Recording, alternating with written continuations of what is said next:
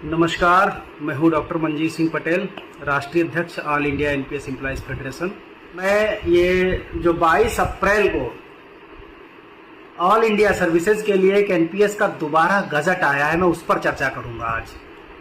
तो मुझे लगता है कि all India NPS employees services के लिए जो गजट आया है वो कहीं ना कहीं हम सब लोगों के लिए भी बहुत इंपॉर्टेंट हो जाता है। क्यों? क्योंकि देखिए, एनपीएस का गजट एक ही होगा ऑलमोस्ट, वो चाहे ऑल इंडिया सर्विसेज हो और चाहे वो सेंट्रल सिविल सर्विसेज हो। तो लेकिन फिर भी कहीं ना कहीं थोड़ा थोड़ा बदलाव देखने को मिलता है। हम बात करते हैं ऑल इंडिया सर्विसेज के लिए, तो सबसे पहले तो ये समझ लीजिए कि ऑल इंडिया सर्विसेज हैं कौन कौन कौन लोग हैं। तो देश में केवल 3 लोग हैं, ओनली 3 कैटेगरीज, जिन्हें हम ऑल इंडिया सर्विसेज कहते हैं। पहला है आईएएस यानी इंडियन एडमिनिस्ट्रेटिव सर्विसेज, दूसरा है आईपीएस यानी इंडियन पुलिस सर्विसेज, और तीसरा है आईएफओज यानी इंडियन फॉरेस्ट सर्विसेज। क्योंकि यही 3 ऐसे ऑफिसर्स होते हैं जिन्हें रिक्रूट तो सेंट्रल गवर्नमेंट करती है, लेकिन इनको कैडर अलॉट किया जाता है, इनको स्टेट्स मिल जाते हैं और वहां जाकर के ये लोग नौकरी करते हैं। तो इनके लिए अलग से गजट सरकार निकालती है, ऐसी परंपरा है। इसकी चर्चा मैं क्यों कर रहा हूं, ये इंपॉर्टेंट है क्योंकि एनपीएस का गजट है। अगर एनपीएस में कोई भी बदलाव उन्होंने ऑल इंडिया सर्विसेज एम्प्लॉइज के लिए, ऑफिसर्स के लिए किया होगा, तो जाहिर सी बात है सेम बदलाव उन्हें हमारे साथ भी करना ही पड़ेगा और कोई चारा नहीं है। अब चूंकि ऑल इंडिया सर्विसेज के जो ऑफिसर्स हैं उनकी परिस्थितियां काफ़ी अलग होती हैं। रिक्रूटमेंट सेंट्रल गवर्नमेंट करती है, कैडर मिल जाता है नागालैंड, तमिलनाडु या आगमुट, अंडमान, गोवा या फिर मेघालय, तो यूनियन टेरिटरीज, इस तरह के जब उन्हें मिलती हैं तो उनका सैलरी वगैरह स्ट्रक्चर निकलता तो स्टेट गवर्नमेंट से है, लेकिन बाकी नियम कायदे कानून सेंट्रल गवर्नमेंट बनाती है। तो बहुत सारी उनके केसेस में तमाम ऐसी चीज़ें हैं जो बड़ा मतलब क्लियर कट होनी चाहिए। उनके नियम कायदे कानून बड़ा मतलब जो है स्पेसिफिक होते हैं, मैं कहूँगा। तो ये 22 अप्रैल को 2026 को गजट आया है, मेरे हाथ में ये गजट है। तकरीबन 17 पेज का इंग्लिश का गजट है और इतना ही हिंदी का है। तो इसे पिछले कुछ दिनों से मैं लगातार इसको स्टडी कर रहा था, देखने की कोशिश कर रहा था कि इसमें क्या नया है, क्या नया नहीं है। तो ज़्यादा गहराई में ना जाते हुए बिल्कुल सतही तौर पर मैं आपको एक बात बता दूं जो बहुत इम्पोर्टेंट, सबसे इम्पोर्टेंट बात है। वो ये है कि इसमें साफ साफ जो पॉइंट नंबर 4 है, जो पैरा नंबर 4 है, पैरा नंबर 4 पे उन्होंने ये कहा है कि ऑल इंडिया सर्विसेज में जो भी एम्प्लॉई नया रिक्रूटी आएगा, जो भी ऑफिसर नया रिक्रूटी आएगा, मतलब अब कोई सेलेक्ट होकर के कोई आईएएस, आईपीएस या आईएफएस अधिकारी सिलेक्शन के बाद अगर आता है 22 अप्रैल 2026 के बाद, तो उसको एनपीएस का विकल्प तो दिया ही जाएगा। एनपीएस तो कंपलसरी है उसके लिए। उसके साथ साथ रूल नंबर 10 यानी डेथ एंड डिसेबिलिटी के केस में ओल्ड पेंशन स्कीम का जो विकल्प दिया जाता है वो विकल्प कंपलसरी भरना होगा। हालांकि अगर वो नहीं भी भरता है तो आगे 3 साल तक इसको डिफॉल्ट ऑप्शन में माना जाएगा, यानी 22 अप्रैल 2026 से लेकर के 21 अप्रैल 2029 तक ये डिफॉल्ट ऑप्शन के तौर पर मौजूद रहेगा।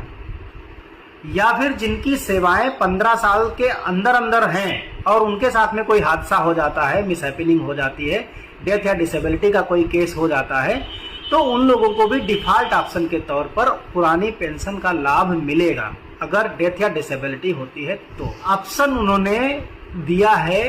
तो इसका मतलब हम लोगों का जो ऑप्शन था वो 2024 में 30 मार्च 2024 को बंद हो गया था। केवल उनके लिए खुला रहेगा जिनकी 15 साल से सेवाएं कम है, उनके लिए डिफॉल्ट के तौर पर मौजूद रहेगा। तो पहली बात तो ये, जो लोग ऑप्शन भर पाए, नहीं भर पाए थे, तो उनके लिए ये ऑप्शन अभी भी खुलना चाहिए। नहीं खुला है तो उनके लिए भी खुलना चाहिए। अब जो दूसरी सबसे बड़ी बात है वो है वॉलंटरी रिटायरमेंट, यानी कि स्वैच्छिक सेवानिवृत्ति। वैसे तो ये पूरा जो गजट है वो 33 पैराज में या अनुच्छेद में बटा हुआ है और उनके बाद में सब पैरा हैं या सब रूल्स हैं। 33 रूल और बाकी सारे सब रूल्स में बटा हुआ है। सारा पढ़ने के बाद मुझे ये लगा कि जो 4 चीज़ें हैं हमें डिस्कस करने की ज़रूरत है, क्योंकि उनसे हमारा सीधा सीधा वास्ता है। तो पहला है वॉलंटरी रिटायरमेंट, यानी कि कोई IAS, IPS या IFS इंडियन फॉरेस्ट सर्विस का अधिकारी अगर वॉलंटरी रिटायरमेंट लेना चाहता है तो पहला क्लास है, अगर उसकी 30 साल की 30 ईयर्स की, 20 नहीं कह रहा हूँ 30 कह रहा हूँ, 30 साल की नौकरी पूरी हो गई है तो कभी भी वो वॉलंटरी रिटायरमेंट ले सकता है।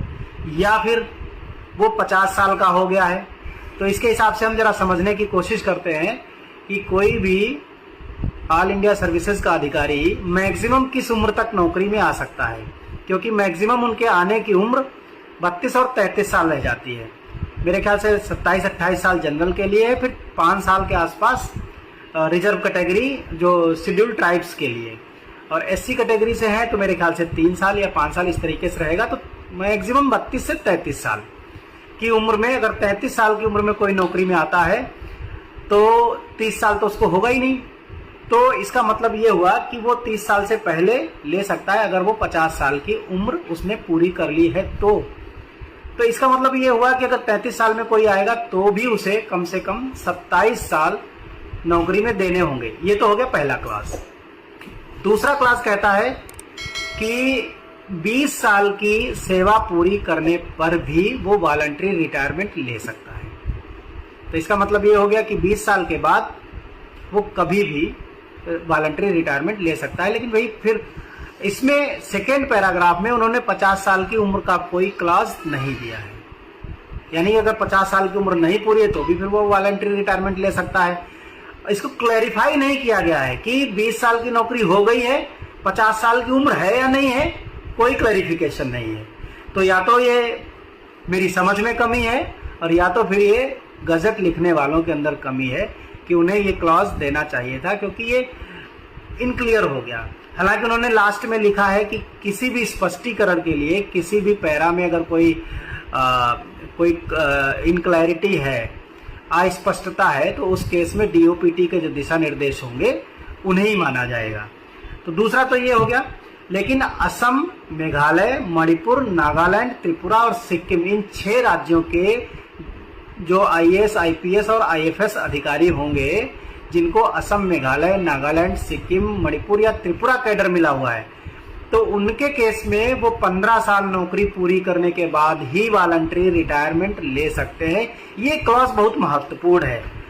तो भैया असम में क्या बाकी सेंट्रल सिविल सर्विसेज के अधिकारी या कर्मचारी काम नहीं करते हैं? क्या नागालैंड में बाकी सेंट्रल गवर्नमेंट एम्प्लॉइज काम नहीं करते हैं? क्या मणिपुर या त्रिपुरा में बाकी सेंट्रल सिविल सर्विसेज के क्लास A के भी मैं पूछता हूं कि क्या वो लोग काम नहीं करते हैं? कि केवल ये ऑल इंडिया सर्विसेज के लिए इसका देने के पीछे लॉजिक समझ में नहीं आया। मैं मानता हूं कि ऑल इंडिया सर्विसेज के ऑफिसर्स की ड्यूटी बहुत स्पेसिफिक है, बहुत हाई लेवल की है, लेकिन फिर भी उन्हीं के ऑफिस में बाकी लोग भी सेंट्रल सिविल सर्विसेज के एम्प्लॉइज या अधिकारी भी काम करते हैं। तो उनके केस में ये 15 साल वाला ऑप्शन क्यों नहीं?